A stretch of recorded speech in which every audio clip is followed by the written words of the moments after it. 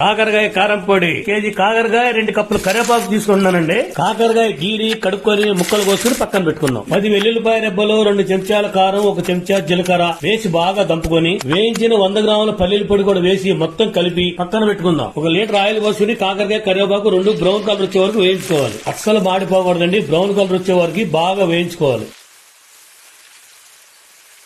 చూస్తున్నారు కదా, ఈ కలర్ వచ్చే వరకు బాగా వేయించుకుని కరివేపాకు కూడా వేయించేసుకోవాలి. ఇక ఇంతేనండి, చేతులు శుభ్రంగా కడుక్కొని ఈ కాకరకాయని కరివేపాకుని మెత్తగా పొడి చేసుకోవాలి. ఇవి మరీ మెత్తగా ఉండకూడదండి, ఇట్లా కచ్చా పచ్చాగా ఉంటేనే మనం తినేటప్పుడు బాగుంటుంది అనమాట. ఇలా మెత్తగా పొడి చేసుకుంటూ 1 సగం చెంచా పసుపు, రుచికి సరిపడా ఉప్పు, ముందుగా దంచి పెట్టుకున్న కారం పొడి కూడా వేసుకుని బాగా చేతులతో కలుపుకోవాలి. ఎంత కలిపితే అంత రుచి అండి, మామూలుగా ఉండదు టేస్ట్.